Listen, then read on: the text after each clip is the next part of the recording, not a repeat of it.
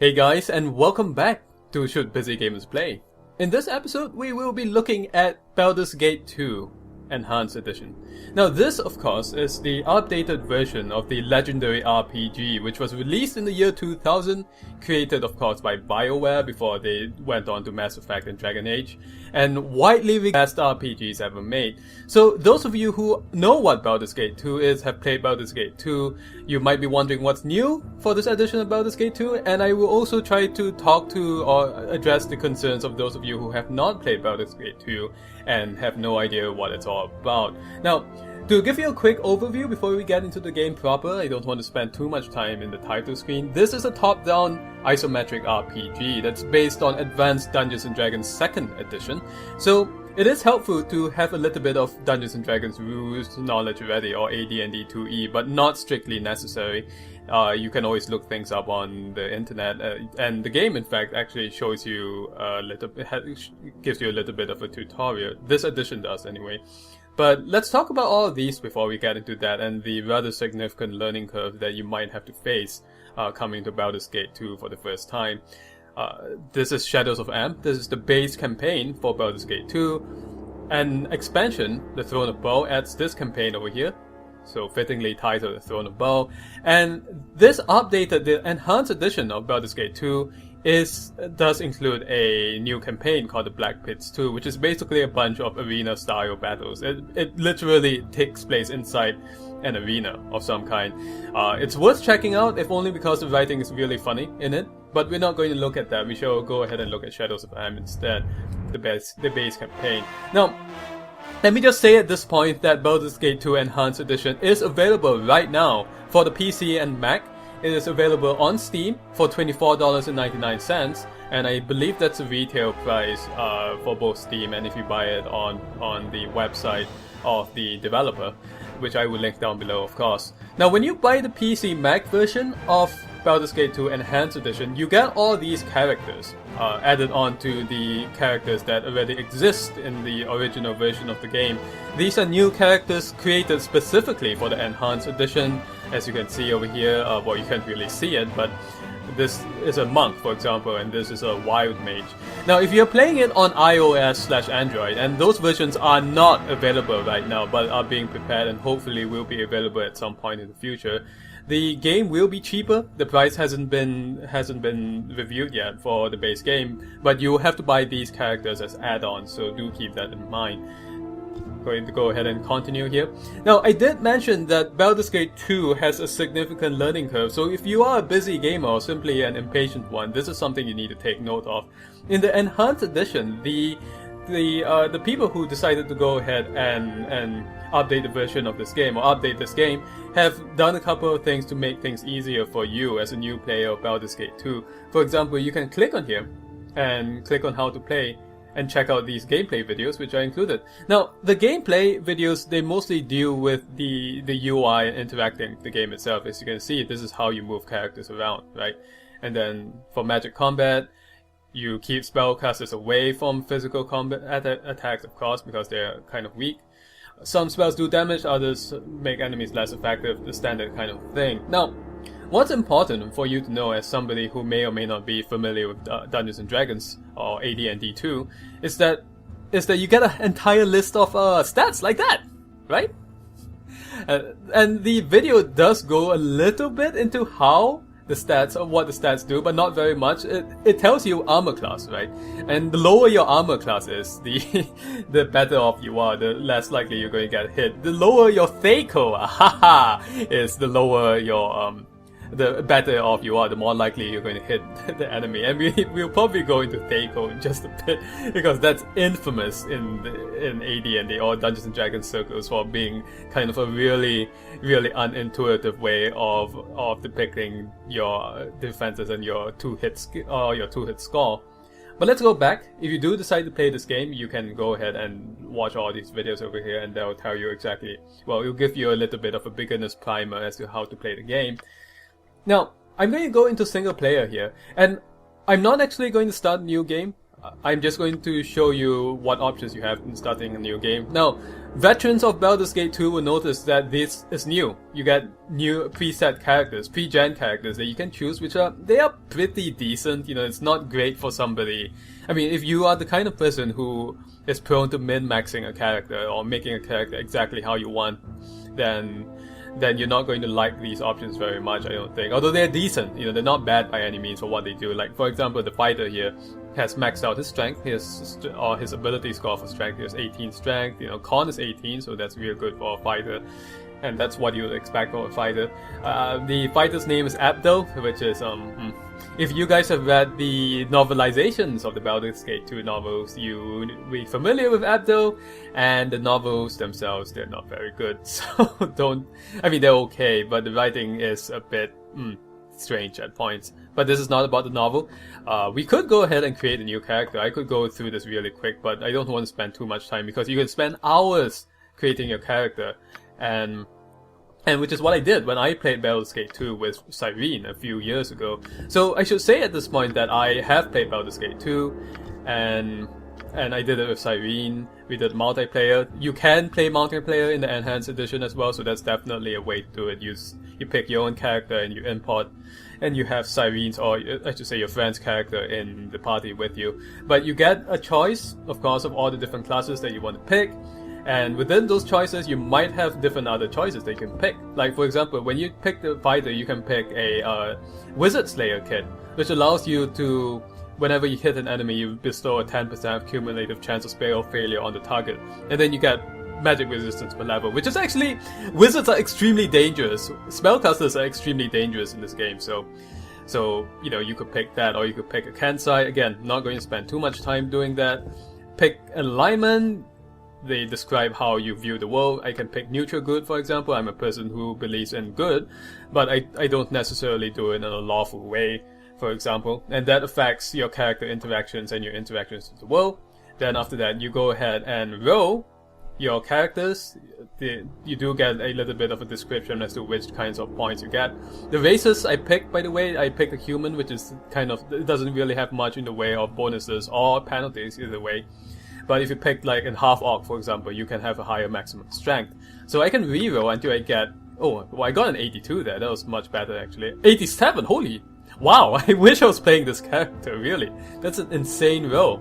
But yeah, if I were playing a fighter, which I am, then probably going to decrease charisma and increase strength. You get the idea. Although again, given that this is a wizard killer, you want the stats to be maybe not so much a traditional fighter, because you're going to get hit by a lot of spells. Well, I mean, frankly, you're going to get hit by a lot of spells anyway, even if you were a normal fighter. But let's just pretend that this is what I'm going to go with. 18, con 17, something like this. It doesn't have... Again, you would probably want to spend a little bit more time doing that in a non-video situation. And then you pick your skills. Let's say, for example, I want him to be really damn good at the longsword, which you don't want to do also.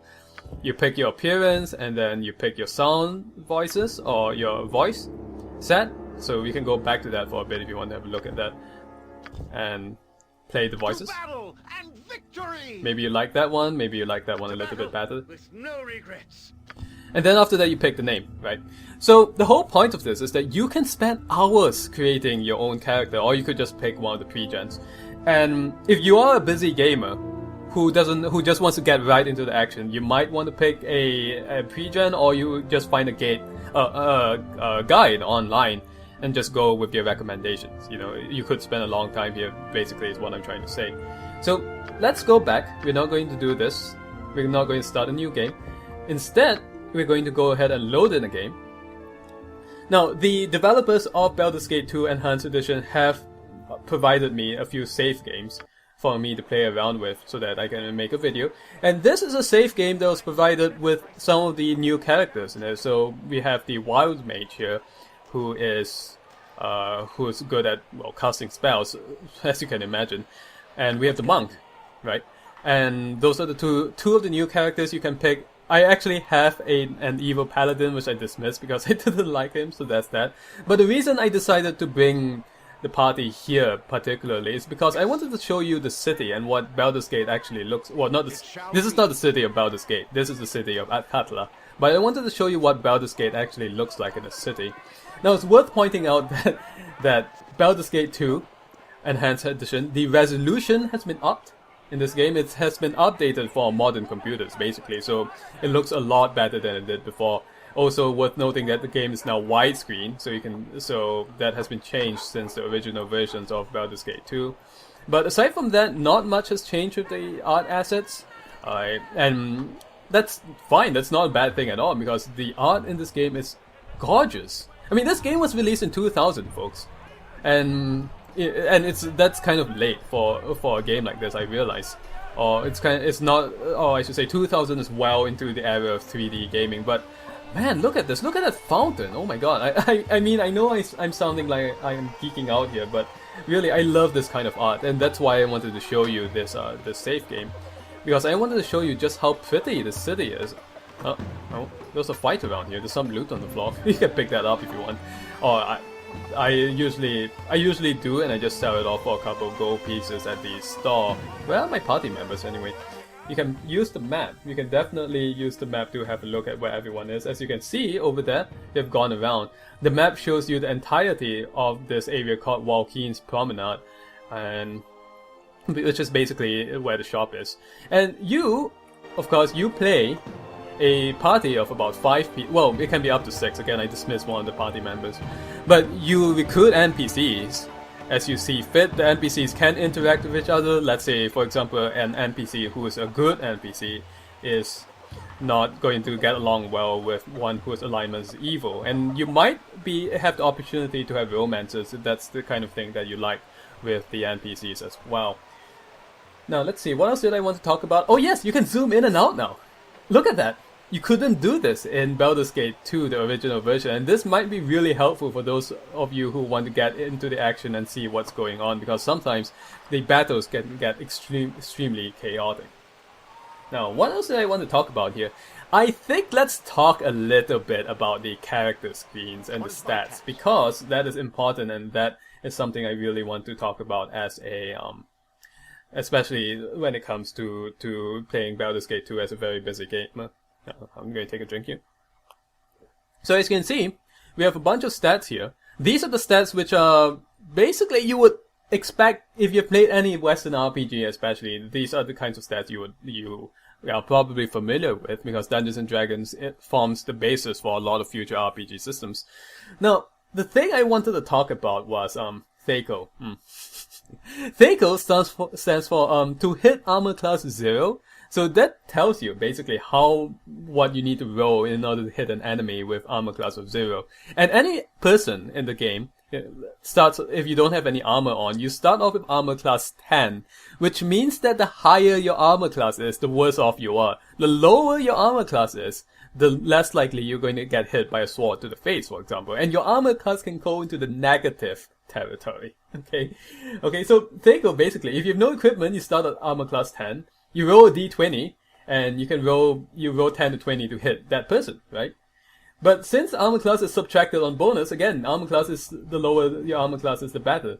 So if your THACO is 20, it means you have to roll a 20 or better to hit someone who has armor class of 0. In this case, he has to hit a 12 or better. And of course, all of that is modified by what weapon you have on you, and what effects your spellcasters are casting on you or casting on the enemy, so on and so forth. But the confusing thing about that is that THACO is better when it's lower. But your THACO, when you get a weapon that's like +1 or something, the higher it actually adds stats, right? So you get sword +1, you don't get sword -1. The whole point about all of this is that this is Advanced Dungeons and Dragons 2nd edition, and you need to learn some of this if you want to play the game. Now, luckily, it's not as though you need to sit there and do all the calculations. Like, you don't, because this is the whole point of the Infinity Engine, which is the engine that powers this game. You don't actually have to do any of that if you don't want to. But it's there for you to do if you want. You just want to scroll over this because this is so pretty. Look at that dome!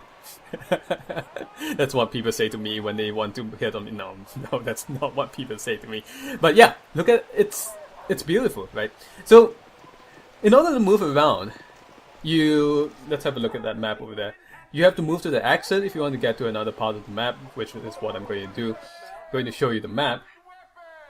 Now, you can see that the city of Atkatla is the main hub of the city of the game, and I do apologize, by the way, if I'm mispronouncing anything in this game, because Dungeons and Dragons lore, well, I don't know the right pronunciations for them. Let's put it that way. The Anise Hold is over here. You can go to some of these other places.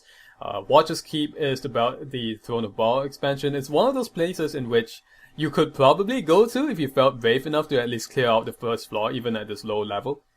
And let's get over to the Temple District for a bit, because that's where I want to go next. Now, let's continue looking at some of the other options you have here. So we look at the record, right? You can always look at what your class is over here and what it does. For example, a fighter may wear a helmet, which is kind of a strange thing to say, but of course, helmets protect you against critical hits, which is why you want to wear a helmet. So on and so forth. So you go back, and what else can you look at? You can have a look at your inventory over here, and as you can see, this guy over here, Abdo, has chainmail. He has plate mail +1, I apologize for that, and he has longsword +1, so he has a bunch of enhanced weapons already. He also has a bunch of spells on him, which I don't understand why. Spell thrust. Okay, so it's important to note that you can right-click on any of these spells to get a description of them, and you're going to need that. Because, let's go over here. You know, Abdo obviously has no spells, but this wild mage over here has spells. And as you can see, I have a certain number of spells here, which I'm going to probably use in a fight. You can right-click on them to see what they do. For example, this chromatic orb over here will, at your first level, will do 1d4 damage and blind target for 1 round. For those of you who are not familiar with Dungeons & Dragons style mechanics, 1d4 is basically, if you were playing Dungeons & Dragons, like with your friends, you would pick up a 4-sided dice. You roll the dice, and that's the amount of damage that you do, right? So that's what a 1d4 is. If it was 2d4, you would roll 2 dice, right? So, and then as this person gets stronger, it becomes more powerful. Like at the 12th level, you've got 2d8 acid damage and instantly kills the victim. Okay, well, I mean, you do the damage first, but he's dead anyway. But, I mean, there's some enemies, of course, which are immune against instant death effects, so you don't want to, so it's not going to apply. Now, in any case, if there are a whole bunch of spells you could learn. This person is level 8 character, I believe, so they only get up to level 4 spells. Now, it's worth noting, by the way, that Dungeons & Dragons, I should say, Baldur's Gate 2 Complete comes with 118 pages of manuals. About roughly, right? Which is amazing. Like, if I remember correctly, there are at least 200 to 300 different spells and abilities you can use depending on which class you are. You know, I don't have any clerics or priests on me right now, but assuming that you have clerics and priests, you could use those also. The point I'm trying to make here is that you need to learn, and you don't have to memorize every single spell, of course. That's not the kind of thing you can do, right? That's not the kind of thing you should do to play a game like this. But in order to take advantage of the full tactical depth of this game and not die, because the battles are really fast-paced sometimes, you need to know at least the spells that you can use to your advantage. Not all of them, just the ones that you want to use according to your playstyle, and maybe experiment with some others. So all of that goes into the learning curve of the game, which is pretty significant. It's not as bad as maybe learning Dungeons & Dragons, the pen and paper edition, because again, a lot of these calculations are done behind the scenes for you by the Infinity Engine, right? But you need to spend a little bit of time. I don't know how much, it depends on you. I mean, you don't have to memorize the entire book all at once, but as you go along, you need to learn at least as much as you need to know in order to understand that this spell does what, this ability does what. You know, you can understand at the very least that putting on new. So you don't really need to know the full mechanics of Thaco, for example, or armor class, but you need to know that lower is better, and if you put better equipment on you, of course it'll be better off for you, obvious things like that. So if you're a person who's so busy that you cannot spend like 2 or 3 hours, well, I wouldn't say 2 or 3 hours, but you wouldn't be able to spend a significant amount of time learning the game, then you might want to consider playing something else. But if you don't mind looking up some of the information online, and trying to understand the game slowly as you play, then this might be a game for you, because this game is huge. It's absolutely worth it. It's beautiful. Let's go down here. The reason I was kind of slow walking, by the way, is that an event is going to happen over here, so I didn't want to talk over them. So let's just go right to it. Listen to me, my brothers and sisters. Heed my words. We have been chosen as the recipients of a most holy miracle. One that should neither be dismissed nor ignored. I, Gaul, I who have been stripped of my eyes most mercifully, have been shown the truth that has eluded the sighted. The gods that you worship are false gods. Icons that serve to increase the wealth of churches and heathens. Listen to them not. Alright, so in the interest of time, because I don't want to make this an hour-long video, I'm basically going to skip over a lot of this. But the reason I wanted to show you this event right here is because to give you the idea that the world of Baldur's Gate 2 is it's a living, breathing world. Basically, events happen, the dialogue is well scripted. So this is an RPG, for sure, right? I mean, I know it sounds a little bit obvious, but it is an RPG. It's not just a Dungeons and Dragons battle simulator. Although if you want lots and lots of fights, go play the Black Pit add-on that was included in the Enhanced Edition. Hold! You speak of blasphemy. The Morning Lord Lathander has always shown his benevolence and power. His presence among us is unquestionable. So the whole point about this cutscene here, or this event, is that there is a cult, and you might be asked to investigate the cult. I don't know if you can join it. For a moment. If what the priest said, So we will skip over all of this. What you're saying? Is that no, that You lie. Such words are a horror. Quiet! I call on you. What was that? What shall we do? But there, do not listen. So basically, what's going on here is that, of course, we have a cult member who's proselytizing out in the bridge, I wish to see. and he's gotten some peasants to follow along with him. The priest of Lord Lathander, that guy over there, doesn't want them to join this cult. Yes. But of course, all the peasants say, "Hey, yeah, we want to join this cult." Come then, my faithful. So they all wander off towards the Follow sewers. me. This must not come to pass. The ever-seeing eye of heaven must be made aware of the intent. So now, not all the dialogue is voiced in this game. So this guy, High Watcher Isaac, basically says, "You, I would like to speak with you. I would like to hire you as a mercenary in the service of Helm. I would prefer a man of faith, but you will be adequate." So you could go follow him to the Temple of Helm over there. I'm not going to do that. How can I help? Uh-oh.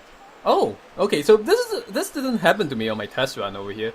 So Nalia is talking to Visard, and this is exactly what I'm talking about. The NPCs do talk to each other. They're just not there as pawns for you to order around into battle. They like each other, they don't.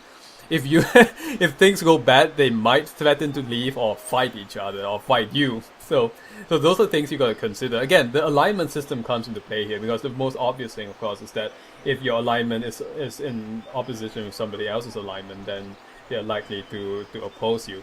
But Nalia says, "I admire you, Visard. The Sun Soul Order has done great things for the poor." And Visard says, "It's our duty to spread light wherever we can. There are few who appreciate receiving light more than those whose circumstances have left them in darkness. The destitute do appreciate the little things more than the noble class. I sometimes wish I'd been born to a lesser rank." Yeah, you say that. "The lives are hard, but they have meaning, wouldn't you agree? There's a nobility inherent in struggle. All lives have meaning, and bringing light to the darkness is always a struggle, no matter what the circumstances of one's birth. I guess you're right. I was born to a high station, but I try to make a difference in the lives of those unfortunate people I meet. I care about them. I want to help them. I'm sure they recognize it. Some do, some are just, well, rude." On my honor. So they kind of like each other, I guess? I mean, well, it's pretty obvious that they like each other. Again, the hand-drawn art is fantastic. You can... Oh, I should note, by the way, that if you press down tab, if you hold down tab, you can see the current HP of everyone, and you can see all the doors and all the things that you can interact with. There's something in here. Do I want to try to grab it? Shall be. Hey, let's go! It's mine now. You just left your gold in the window. So, it's mine! finders keepers. That's one of the joys about this game. There's loot to be found everywhere. This is not a Diablo style game, by the way. The loot is not randomized. I mean, well, the significant loot is not randomized anyway. I think the loot on bandits that encounter you in random encounters might be randomized. But the point I'm trying to make is that, where are you going? The point I'm trying to make is that the levels are hand designed. Change your ways. Okay, so let's get down here. I think Binks is unhappy with me for some reason. He said this behavior must not continue. Feel the burning stare of my hamster because he's obsessed with hamsters. Look, let's have a look at him for a bit, right? There's a hamster here! He talks about his hamster all the time. Like, if you click on him, his hamster is one of his items in his quick slot. So those of you who are familiar with Baldur's Gate will know this. Those of you who are not will probably think he's a madman, and you are... I would say you're probably right. It's also worth noting at this point, before we go down into the sewers to chase the cultists, that number one, it's been many years, well, it's been a few years since I played Baldur's Gate 2, so I am no longer familiar with the rules as I should have been, as I once was, and Cyrene knew a lot of the rules, maybe better than I did, so that's one thing. And number two, we are going into a fight. So let's just go down there. You can finally see the battle scenes. Oh yes, another scripted encounter. This one's kind of funny, so I will just go ahead and read it out. You are Talon Nurkas, priest of Talos, are you not? Yes I am. Why do you ask? You don't remember me? We laid together an evening many moons ago, and this here's your daughter, Lainey. Greet your father, darling. Hello, father. Ak, are you sure? I mean, I have no memory. You were deep in your cups that eve, Nurkas. Blame me not if you have no memory of the event. I see. What exactly it is that you want? I want you to take responsibility for your child, foolish man. Mommy, I don't like this daddy. I like the other daddies better. God. Hush, child! What's this? Oh, nothing, Talon Nurkas. A simple mistake, perhaps, on my part. Please do excuse me. You are in such trouble, girl. I see. Talos blessing on you then, and good day. That guy, he's so, I mean, he's so nice, I guess you could say. You could talk to her if you want to. And the reason, again, it's really fun for me to show you these things is because the interactions with the NPCs, they're really good sometimes. You can go talk to her. You! I know you! This child here is yours! It's time that you paid your dues for your foolish behavior. So you can choose how you want to react to her. You can say, this child is mine, like she was a cleric's. Or the gods know only how many other men's. Or you could just be outright brusque with her and say, you hold your tongue, woman, or pay dearly for such slander. Or you could play the idiot and say, she is, how much do I owe you? I'm just going to go for the first one. Oh, perhaps I was mistaken. You look very similar to another I had spent time with. Excuse me, my lord. So you don't have to, deal with this. You can talk to the child, I guess. You wouldn't be my daddy, would you? Oh, that's kind of sad. She really does. She really wants a daddy, I think. But in any case, down to the sewers we go. Now, the sewers is, I would say, an expansive, that's to say large, not expensive as in not cheap, map. There's all kinds of things you can find. We're going to put Nalia on detecting traps. Now, it's important to note here that Nalia is a thief/mage, and being able to detect traps and find, unlock, pick locks is important. But I know already that there's going to be a fight down there, so I'm not even going to bother with that. So what I'm going to do is I'm going to start preparing for the fight, and you need to do this before a battle starts, or else spend rounds when you could possibly be attacking down there. So I'm going to use this ability of the Sun Soul Monk, which is Create the Sun. So if you want to know what it does, he sets himself on fire, and he gives himself 50% fire resistance, and protects him from attacks made within a 5-foot radius. An opponent that hits the character with any weapons or spells suffers 1d8 plus 2 points of fire damage, but he can only use it once per rest. So in order to get your abilities back, you need to rest in this game. So we're going to turn it on. Actually, let's pause the game. And we're going to issue all the commands at once. She's going to cast Stone Skin, which will make her more protected. You're going to cast Stone Skin as well. And you're going to cast a spell called Draw Upon Holy Might. Okay, and we're waiting for the paladin over here to finish his Draw Upon Holy Might. And we're going to take these two guys and get going over here. We'll take Minsk as well and go over here. And we will let the spellcasters hang out in the back across. Well, I grabbed one of the spellcasters, that's good. I'm ready. Ready for anything. Okay, well, you know what, let's just go. And as you can see, I have the game paused, right? I set it to pause upon certain conditions, like I pause when an enemy has been sighted. And we're going to go down there. On my honor. And we're going to go start a fight. It shall be. Now, what is that? Oh, it's not kobolds this time, it's a green slime. I forget what a green slime does. Well, let's have you cast a chromatic orb and a green slime. And let's have you cast a, I don't know if another chromatic orb to do that.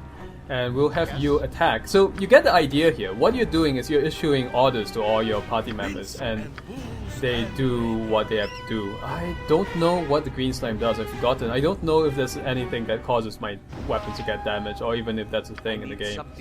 But let's go ahead and fight it. Okay, so let's see what happens. Okay, the green slime has been completely killed. So now so what happened here? Let's have a look at the battle log over here. So by default all these are turned off, but I like to turn them on when I play a game like this so I can understand what's going on. And again, if you did not pause the game, that's really bad because the battles can be really fast paced, right? The game was pausing every round or so, or when I get hit or when the enemy dies. But if you didn't pause the game, you wouldn't know that the enemy died necessarily unless you were looking as to what was going on here, and then you might end up not doing your attacks effectively. So Nalia rolled an 8 plus 3, 11 to hit, but the green slime was immune to the damage, the first damage, but Nira attacked, I don't know how Nira managed to do more attacks. I think she must have shot a sling or something, but she did enough damage to kill that slime. Now this is a real easy battle, right? And no, I don't have an actual character here. Now, the less characters you have in your party, the more XP each of them get. But we're going to get over here, and we're going to get into a battle which I may or may not die in. I think I will most likely die, actually. Because this is not... I wouldn't say this is an easy battle to fight over here. So you see that guy hanging out over there. I need a swig of some strong... What the what? Strangers walking in our midst? Whose blasted job was it to keep watch? Spoiled are hiding here for sure. Blank stares all around. Alright then, I alone get the spoils. You there, hand over your loot or I split your skulls wide. 1,000 gold will do. And I say, not a chance, I'm not paying or simply walking by. Then you will fall before the might of my age. Maybe I'll let... this guy's name. Geltobear and Drog have a piece of you as well. Okay, so, stop. We have to pause the game. We're going to start attacking right away. Well, as soon as the circles turn red here. This is an extremely dangerous group of people, and this is a good example of why you need to know what your abilities do, prepare ahead of time. Otherwise, you might just end up dying. Now, what I'm going to do first is we're going to wait, let everyone stay here. Let's have a look at all these guys over there. Now, we've got Zoe, who's uninjured. I know he's some kind of warrior type. We have Gaius. I believe that's a spellcaster. You don't necessarily know this, right? So there are all kinds of things I could do here, right? So let's immediately start blasting away. I'm going to start by doing a dispel magic. No, we're going to wait because we're going to wait until whoever does the magic spells, they will buff themselves, in other words, and then I will wait until I cast a dispel magic, just this spell over here, and then we'll try to remove those effects. So what I'm probably going to do is I'm going to have the monk over here use this ability, which is for the next round he does 2d6 fire damage. Well, we could wait on that maybe. 2 rounds at level 9. Yeah, let's wait until the enemies get close to us before we start using a spell. There's not much I can do at this point in time, I think. Yes? Let's see, what do I have here? I have mostly invisible souls. Ah, you know what I could do? I could see if I could polymorph. Well, who was the polymorph spell? Let's go over here. I thought I gave polymorph to somebody. Let's cast polymorph on this guy over here. He's a fighter. He probably doesn't have very good saves against polymorph. So let's do that and see what happens. You can cast whole person on... Let's cast whole person on the mage. Just try. I don't know if that will work or not. Oh, no, they cast your spells with it. Okay, so did I get the hatchet man? Alright, so he saved against polymorph. Damn it! So when the game says saves, basically you roll a dice, or the game rolls a dice for you, and according to a certain stat or another, it's just something hidden over here that we just found. And depending on how well you did in the dice roll, that means the enemy saved, didn't get affected by the spell, which in this case is what happened. We're going to go ahead and cast Dispel Magic right now, because that's really important. We're going to get you to move back, please. And we're going to get you to cast your Flaming Fist ability. See what happens. Again, things happen really quickly. Tano the Hatchet Man has somehow... Is this Tano over here? It's an enemy of some kind for sure. Let's drop Fair. He has hit Minx for some reason. He's taken a lot of damage already, so that's not good. Minx should probably hang back because I don't think he's super great at... Or we could get him to Berserk. Let's get him to Berserk right now. Okay, so Visard has cast Flaming Fist. Okay, so we are going to get Visard to go ahead and start attacking this guy right away. And the reason we want to do that is because, of course, his Flaming Fist only lasts like 1 round, right? Have I cast Dispel Magic already? I believe I might have. So you can always scroll up to... Minx has failed his Berserk. Why is that? Gaia's spell is ineffective. I don't... Did I cast Whole Person on the enemy? Oh, I cast the wrong spell, but it worked. Holy shit! Okay, we have a good opportunity here.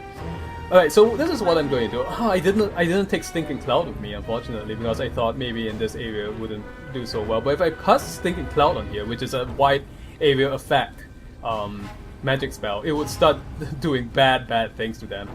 So what I'm going to do is I'm going to have her cast Haste on everyone in this area to make myself faster and hit more often. And we are going to go ahead... I have Stinking Cloud, don't I?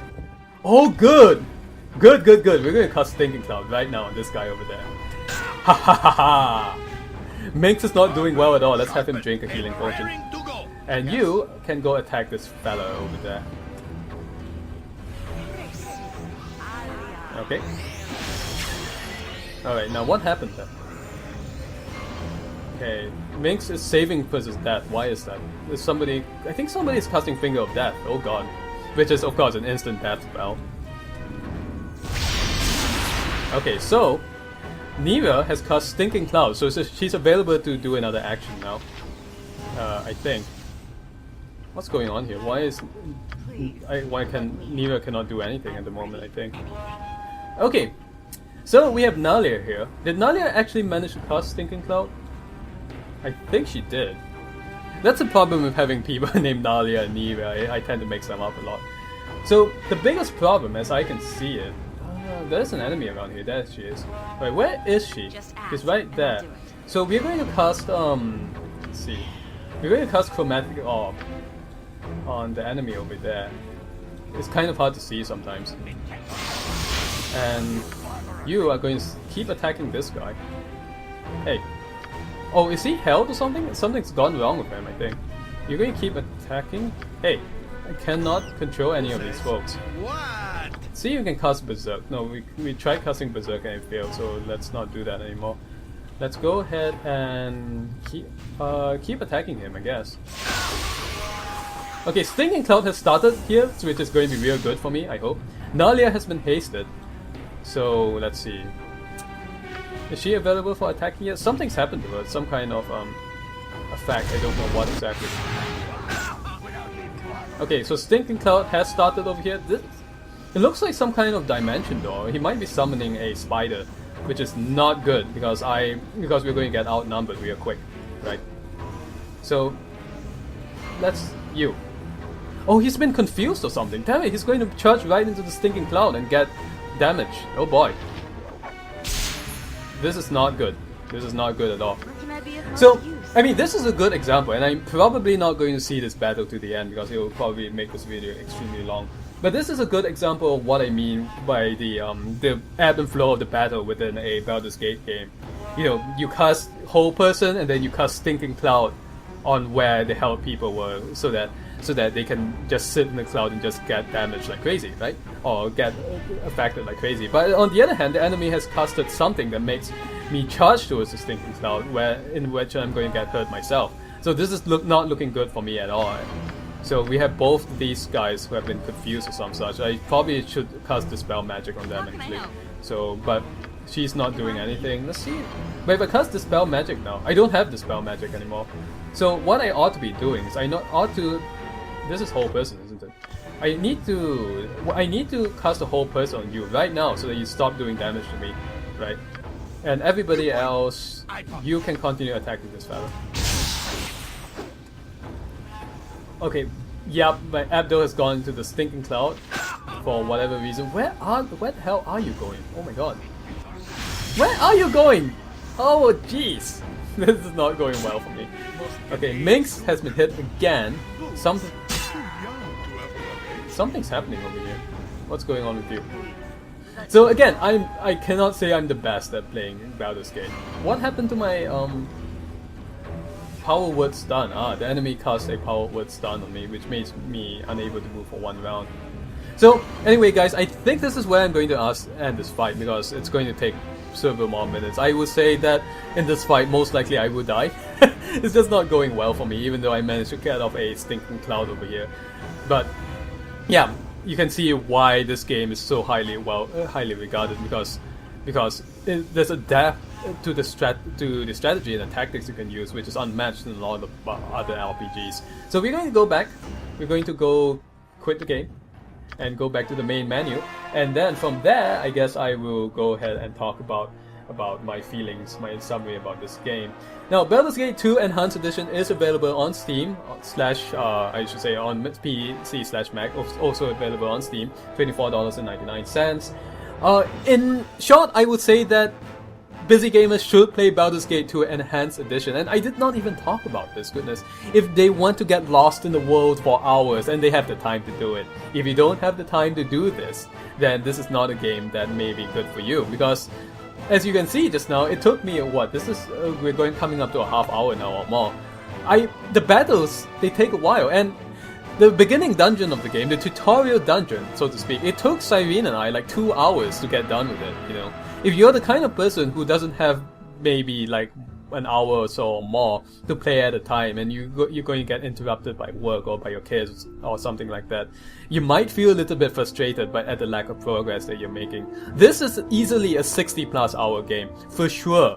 You know, that's the average amount of time it takes to play this game according to GameFAQs users, and it's easily much more if you decide you just want to explore, if you play any of the extra content. You know, this is a game that can draw you in and have you stay there for hours. Now, to talk about the convenience factor of it, so we just talked about how immersive this game can be, and if you're stressed, you know, you could basically escape from the world of your stresses for hours at a time in this game. In terms of convenience, you can save and load anywhere in the game. You cannot save during combat, and you cannot load during a combat, of course, obviously. But it's not a game in which, it's not a roguelike in which you cannot just save mid-game, so that's definitely something that's good. In terms of frustration, I didn't see very many major problems in the 2 hours or so that I've been testing this game, but of course there might be, I really don't know. But it's not a game that's broken right off the bat, for sure.